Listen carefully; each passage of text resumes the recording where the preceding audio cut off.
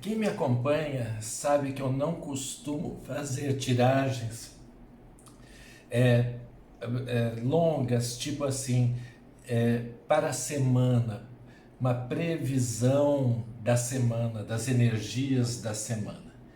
Mas eu estou quebrando esse protocolo que eu assumi há bastante tempo, de não fazer isso, para mostrar para vocês, fazer uma tiragem de semana, mostrando para vocês um novo tipo de oráculo. Quero dizer que esse oráculo não é novo. Em que sentido?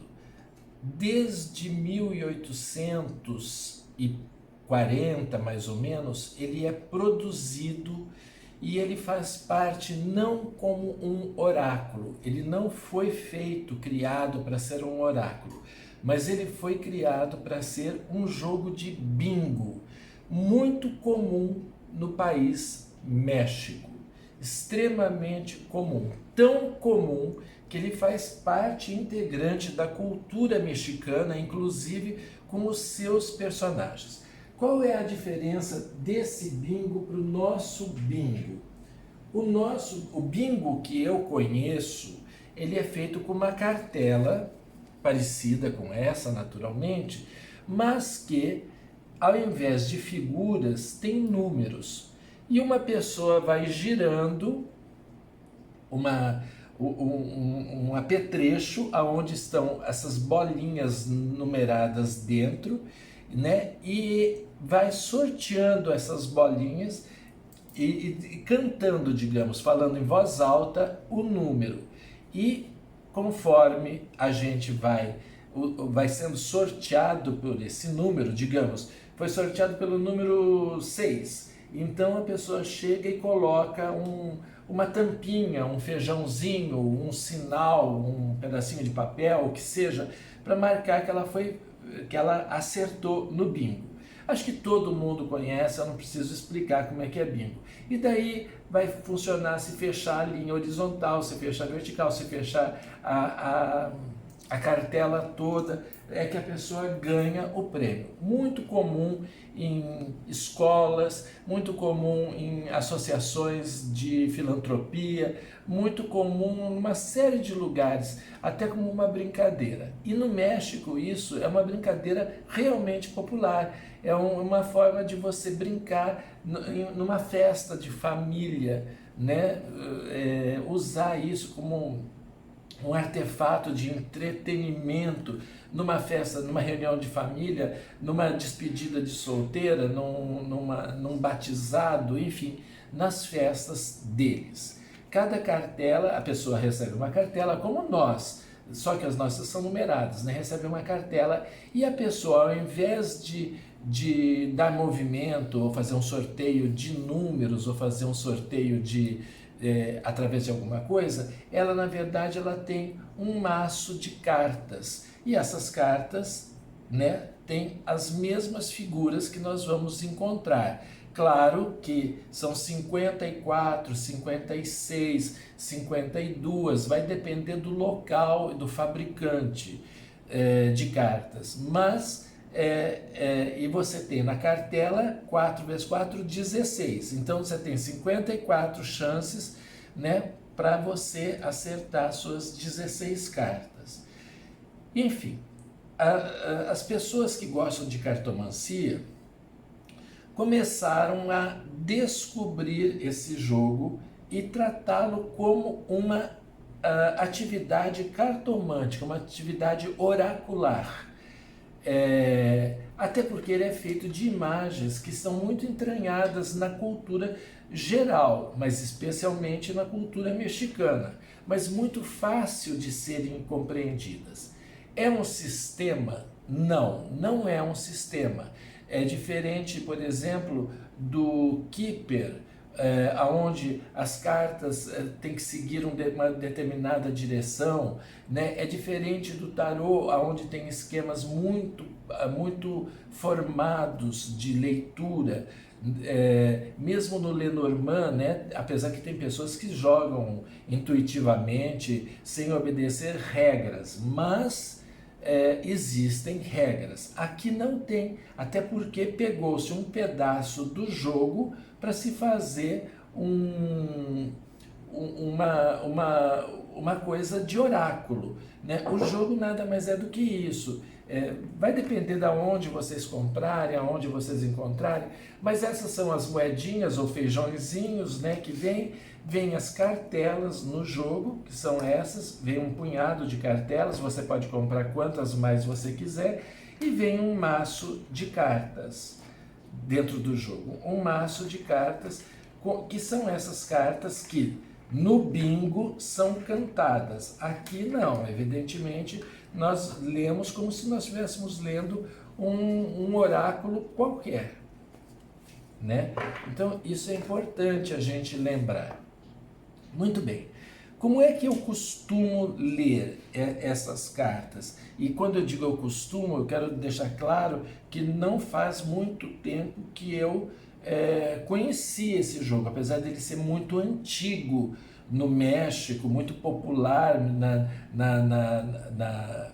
mesmo em alguns estados norte-americanos, cuja população é formada por imigrantes mexicanos, né? Então você acaba conhecendo, sabendo. Mas agora eu estou vendo que mesmo um pessoal muito interessado europeu está estudando seriamente. Daqui um pouquinho nós vamos ter manuais, nós vamos ter cartas provavelmente com imagens diferentes, porque tudo é uma apropriação, né, hoje em dia. Você vai fazendo e vai indo. Essa marca é a marca talvez mais antiga, né? Aliás, essa daqui começou em 1887, mas ela já existia, o jogo já existia, mas esse fabricante começou em 1887. Se vocês pararem para pensar, é aproximadamente a época de início de popularização do Lenormand e do Kipper na Europa, certo? Então, eu não uso, evidentemente, nada disso daqui e só uso as cartas. E como é que eu faço quando é, por exemplo, para a semana?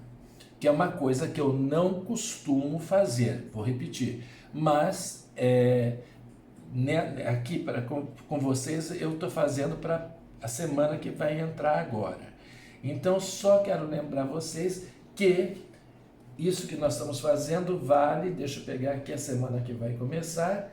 Nós hoje estamos no dia 9 de novembro de 2019, 9 de novembro de 2019, e essas cartas valem para a semana que começa no domingo, domingo é o primeiro dia da semana, dia 10, e vai até o dia 16, de domingo a sábado, né?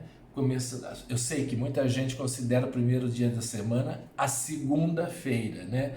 Mas na verdade a semana começa no domingo. Então o que eu fiz? Eu embaralhei as cartas e eu distribuí as cartas em 3 montinhos, né? Eu simplesmente dividi em 3 montinhos. E cada um deles eu dei como um significado, ou seja, o que está aqui primeiro para vocês? A leitura da esquerda para a direita, certo? Eu estou atrás, então eu estou ao contrário. Esquerda para a direita. Aqui eu represento o início da semana. Se para vocês o início da semana é o domingo, é a segunda, até a terça é início da semana, o meio da semana é a quarta, a quinta, e o final de semana já é a sexta, o sábado e o domingo, não importa, é como vocês quiserem ou entenderem. Para mim começa de domingo a terça, quarta, quinta, até mais ou menos sexta, que é quando eu realmente trabalho, tenho trabalho fixo, e daí para mim o final de semana é o sábado ou a sexta, depois do almoço até o sábado. Mas isso também não é fixo, gente. Não significa que as coisas só acontecem aqui, só acontecem aqui ou só acontecem aqui. O tempo é um contínuo, né? É algo que vai passando. E nada exatamente começa e termina com um horário marcado no universo, né? A não ser que a gente já saiba de antemão, né? Que seja uma consulta. Eu sei que eu tenho consulta das 2 às 2h50. Tenho aula das 19 às 19h45, né? Mas nas coisas que acontecem na vida da gente, não. Então vamos pensar. Aqui eu vou virar uma carta de cada monte. Então aqui eu viro essa carta chamada Diablito. Diablito é uma das cartas mais populares desse jogo e ela é uma carta que não tem o mesmo significado do diabo, por exemplo, nas cartas do tarô. Ela não tem esse significado de mal, de algo ruim, de algo vicioso, de algo viciante. Não é isso. Ela tem o significado de irritação, de coisas ou pessoas que nos irritam, né? Que também é uma coisa chata, né? Às vezes eu ouço crianças na rua dando problemas, brigando com mãe, com pai, e o pai ou a mãe dizendo assim: esse moleque é um diabo, essa menina está endiabrada hoje, né? A gente faz essa conexão, mas aqui é de um personagem que na verdade ele significa irritação, é a palavra que seria mais apropriada para ele nesse momento. Ou seja, o início da semana pode apresentar situações ou conversas, né, que são situações, ou pessoas irritantes. Sabe, gente que irrita, gente que fica repetindo coisas. É muito comum no começo da semana, quando você trabalha num ambiente que tem diversas pessoas, ter gente que chega super mal-humorada porque detesta trabalhar na segunda-feira, ou você fez planos ótimos para o domingo, né, que é o início da semana, você fez planos excelentes e tem um problema alguma coisa que te causa um problema, tipo, você tem qualquer coisa, o carro não funciona direito e você não encontra ninguém que queira lhe atender no sentido mecânico de consertar, ou na última hora as pessoas com quem você tinha convidado ou combinado de passar o domingo juntos, elas desistem e nem te dão muita confiança, coisa e tal. Enfim, alguma coisa irritante no início, nos primeiros dias especialmente da semana. A segunda carta é o mundo. O mundo. E essa carta, nós estamos vendo uma representação mitológica, né, do Atlas, aquele herói, né, mitológico, que segura o mundo nas costas, né, que tem o mundo nas costas. Não pensem, assim, num primeiro momento, como eu pensava que essa carta pudesse representar o 10 de paus, você ter muito compromisso assumido, né? Mas na verdade ele também não deixa de ter um laivo, porque ele representa o seguinte: você, eu temos responsabilidade por aquilo que nós fazemos. Meio da semana, vamos prestar atenção naquilo que a gente faz, aquilo que a gente cria, aquilo que a gente deseja vai acontecer mediante a energia que a gente deposita na coisa em si. Então, estar com o mundo nas costas é levar consigo aquilo que você quer que se realize, aquilo que você quer que aconteça, né? E trabalhar para aquilo. Não é um fardo fácil a gente transformar em realidade os nossos sonhos e os nossos desejos. Não é fácil, mas, né, nós podemos atingir as nossas metas desde que nós sejamos persistentes e acreditarmos nisso. A palavra aqui é positividade. Tire da cabeça a ideia de que não vai dar certo. Não repita isso. Se você for construir uma frase para contar de um projeto seu, de uma vontade sua, de um desejo seu, não comece dizendo: se tudo correr bem, se tudo der certo, se sair como eu espero. Não. Fale como se você estivesse já realizando o projeto, né? Eu estou trabalhando nisso e quero que isso aconteça. É um pouco, digamos, místico, é um pouco vago isso, é um pouco, hoje em dia, né, às vezes a gente nem acredita muito quando a gente ouve falar essas coisas, o segredo, né? Lembra do Segredo, aquele livro que fez algum sucesso algum tempo atrás e que, né, é fácil de você identificar as próprias falhas nisso. Nós usamos as palavras de maneira muito incorretas. Então, procure ser positivo, haja positivamente, apague da sua cabeça, mesmo que você não fale, mesmo que você não vá contar para ninguém, apague da sua cabeça a ideia de que vai ser frustrante fazer aquilo que você pretendia fazer. E no final de semana, a pera. E o que é a pera nesse baralho? A pera significa procrastinar. Todos nós sabemos o que é isso e acho que todo mundo já fez. É empurrar com a barriga, é deixar para depois, vou deixar para a semana que vem, não vou fazer agora. Final de semana vou aproveitar, não vou fazer o que eu preciso.